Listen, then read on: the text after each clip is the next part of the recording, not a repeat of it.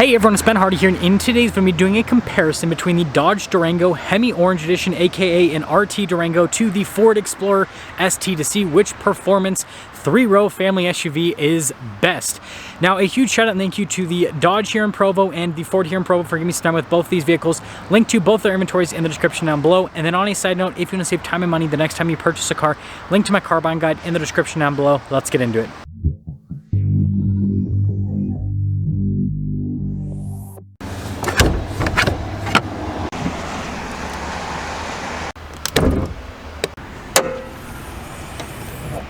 Under the hood of the Explorer, we have a turbocharged 3-liter V6 that goes through a 10-speed automatic transmission. Fuel economy is 18 around town and then 24 on the highway, with power outputs being 400 horsepower and then 415 pound-feet of torque. Powering the Durango is a naturally aspirated 5.7-liter Hemi V8 that goes through an 8-speed automatic transmission. Fuel economy is 14 around town and then 22 on the highway, with power outputs being 360 horsepower and then 390 pound-feet of torque. Now, before we go over the front ends, I do want to mention, if you want to see more videos just like this, then I recommend you subscribe because I post content every single day. So starting with the Explorer, you guys can see it has this cool kind of like boxy, angular type design. I think it's pretty cool. You've got the Explorer badge right there, and then notice it's got a little ST badge off to the side. I've always thought the new Explorer headlights are pretty sweet looking, and then you guys can see the fog light action down below. Now with the Durango, it definitely has a muscular appearance just like the Explorer, but notice it's a little bit more rounded off. You can see we've got the hood venting here, and then with the Hemi Orange, we got the cool stripe on the side, and then notice the Dodge logo, it actually has some orange integrated into it. It's kind of hard to see because the grill's so dark and the camera filter doesn't want to work today. But anyways, there's the front. And I guess I got to show you guys a shot of them next to each other. Let me know which front end you think looks cooler. Now with the Explorer, tire and wheel setup is 275, 45, 21 in the front and in the rear, whereas with the Durango, it's 265, 50, 20 in the front and over in the rear. So the Explorer has slightly larger wheels compared to the Durango. Look at the red brake caliper, I think it looks cool. And then the wheel design, I think, is pretty chunky and sweet looking, whereas with the Durango, notice how it kind of like flows more, but the coloration on them is actually pretty similar. The Durango, though, is gray, more gray tone, whereas the Explorer is a little bit more black. Anyways, here's our full side view with the Explorer. You guys can see again that angular aggressive appearance continues. Notice how it just like kind of flows straight to the back. And then notice with the fender flares, those are actually unpainted, so that's interesting. There's like a contrast between, you know, black and silver on this car. Now on the other hand, with the Durango, you guys can see with the design a little bit more simplistic in my personal opinion. And notice with the fender flares, they're actually body painted, so it has a completely different look to it. So here are key fobs. You guys can see functionality on them is identical, but notice with the Explorer it says ST, whereas with the Durango, you just have the normal Dodge badge. Now popping into the rear of the Durango, you guys can see the space behind the third row, and if we actually pick this up, nice little storage space. Now with the seats, it's manual for throwing them down, so you just gotta lift that up and then throw it forward. And if you want the seat to come back, you just gotta pull the strap and then pull the headrest back up yourself. Now the Explorer has about the same amount of space behind the third row as the Durango, but notice we got these like interesting little cutouts. Another big difference is the third row with lowering it down is actually automatic. You just press those buttons instead of using a strap system. Now when it comes to rear style, you can see with the Durango, you've got that giant light bar there. Notice you got our RT badge, and then you've got your dash 4 again with the Hemi Orange, which is pretty cool. We've got the dual exhaust tips here at the bottom with parking sensors as well. And then with the Explorer, notice the tail lights here. Of course, we got our ST badge, and then we've got quad tips here with the Explorer, pretty aggressive. Receiver hitch there in the center with parking sensors. But seeing them next to each other again, you can see the Durango is a little bit more rounded off, whereas the Explorer, it's a little bit boxier. Now popping into the Durango, you guys can see we actually have forged carbon with this package, and then I really like the leather trim here. Look at the stitching that goes across, and then the seats are really cool. Notice you got a mix between the leather and the Alcantara, which I think looks great. And let's quickly pop in so we'll be able to compare room. Here's legroom, little storage pocket.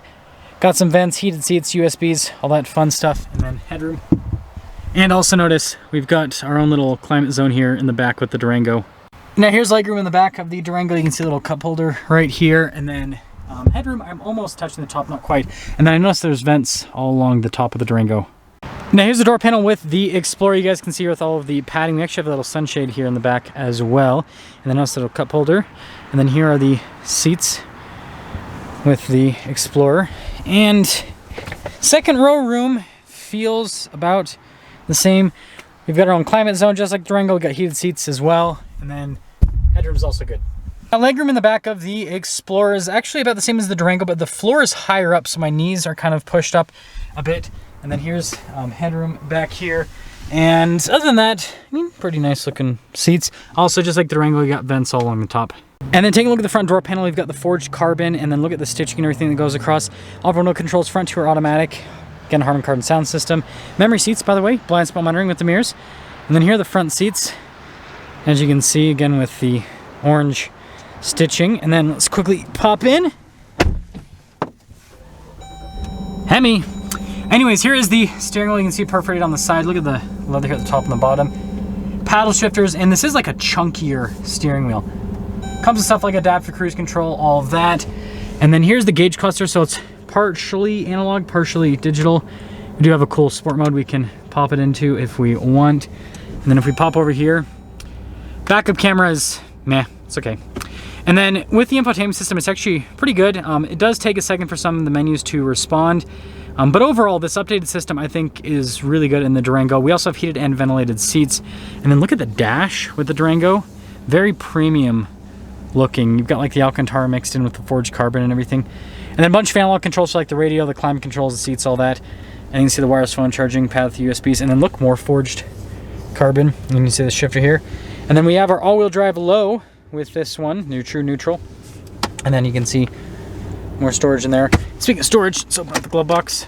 Pretty normal there. And then we do have a sunroof here at the top, just a regular one. And then I don't know if the camera's gonna capture this, but we have a nice like headliner with this package. I hope you guys can now kind of see it. I mean, you can see it on the pillar right there. Now taking a look at the front door panel, you guys can see with the stitching here, and then all of our window controls, mirror adjustments, memory seats, blind spot monitoring with the mirrors. And then here's the front seat. Notice it says ST. See perforated all down the center portion. And then let's pop in, just like with the Durango. Ooh. So just like the Durango, it has like a chunky steering wheel. This is ST at the bottom. It has adaptive cruise control, steering assist. I will say the steering assist in this is really solid. Power shifters on the back. And then full digital gauge cluster. We do have some fun drive modes, a little bit more than the Durango. But, you know, just like the Durango, we can pop it into like a sport mode.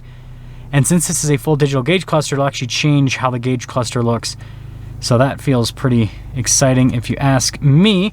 And then camera system is definitely better than the Durango's because it's got like a 360. Camera view is pretty small, but resolution's better. Hopefully that's popping up there. Anyways, the infotainment system, on the other hand, I'm not a fan of because I just don't like vertical screens. Response time with this is fine. It's just that I don't know why Ford has a thing for vertical screens. It's just weird. Anyways, just like the Durango, analog controls for the radio, climate controls, heated, cooled seats, all of that. And then notice the material use on the dash and everything with the Explorer. And then you guys can see down below. And then we've got a little dial shifter here with our parking brake, auto hold, and then our drive mode select here with like hill descent control, stability control, some cup holders, and then center console. Look at the wireless phone charging pad. And let's actually see the glove box. Yeah, about the same size, roughly. And then this actually is a full panoramic center, but just a regular cloth headliner. Now, when it comes to pricing, these both sticker for about $61,000, so they're basically the same amount of money. Let's see how they drive.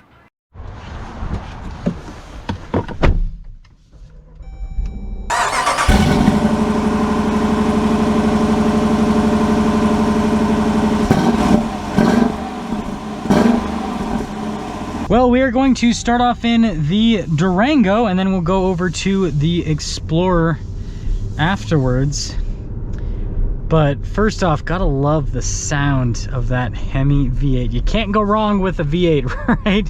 Even though the fuel economy rating is a little bit lower, still worth it for the sound, right? Am I right? And also the reliability, right?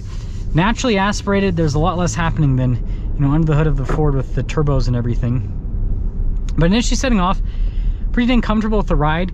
I will say, like, you know, unbiased. Again, unbiased. People seem to think I'm biased towards one brand or the other, but I don't care who makes a car. I just care about how good the car is.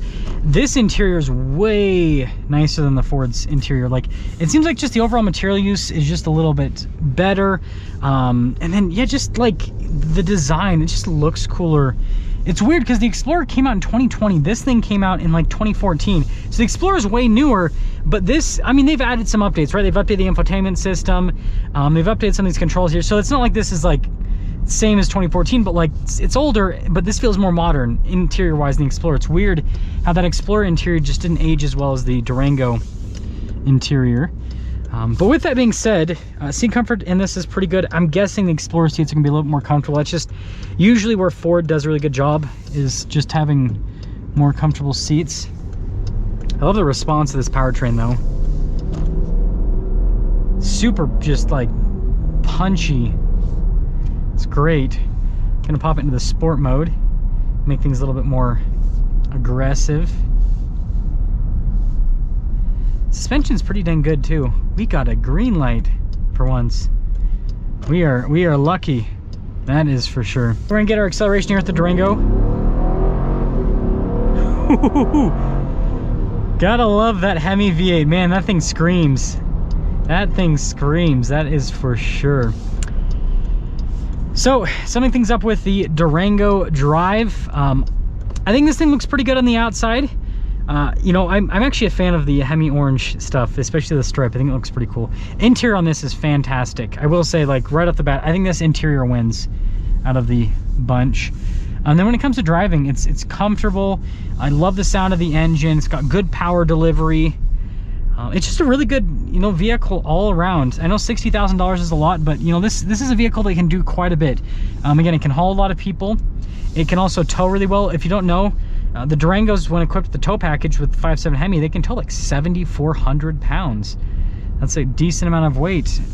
And so, yeah, it's, again, overall, it's got a lot going for it. But let's pop over into the Explorer and see how it compares.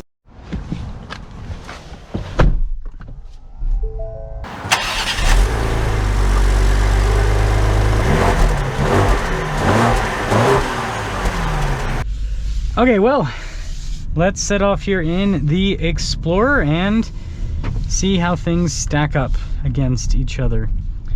First off, I'm noticing that I feel like the Durango had a little bit of a softer ride. They're definitely both on the sportier side of things for three-row crossovers.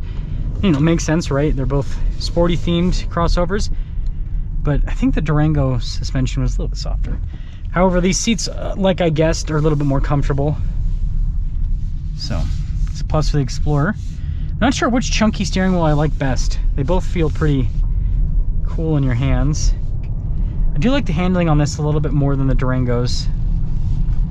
Feels like it's a little bit sharper with the handling overall. A bit more low-end torque too. The torque figure is not too different from both of them, but it seems like this, you get the torque at lower RPMs. So I think that's a benefit. To the Explorer. Okay, we'll pop it into the sport mode, just like what we did with the Durango. Yeah, seriously, the interior, it's crazy the interior difference with this. Like, this has some nice touch points, but yeah, it seems like they really, you know, elevated the Durango with some of the changes that they've made with that recently. Look at our acceleration with the Explorer. Woo! Oh, this is quicker. Definitely quicker. That's for sure. I like the transmission in this one more too. It's a little bit like quicker to shift. So to fully sum things up here, man, it's mixed. I thought that it was gonna be a little bit more obvious for the winner, but it's really not. I know a lot of you are gonna prefer the Durango because of the 5.7 V8, but man, this twin turbo V6 is pretty dang punchy. Here's how I feel. I like the reliability of the 5.7 V8, but I like this powertrain more. The transmission engine combo feel better. Suspension, Durango. Interior, Durango. Exterior styling, it's kind of a toss-up for me. I kind of like this a little bit more with like the, I like the Durango's painted fender flares more. I think that looks better, but like the overall design, I think this looks a little bit cooler. It's just me. And the same price. So yeah, that's a really tough decision. Glad I don't have to make that decision though. Let me know which one you would pick, Explorer or Durango.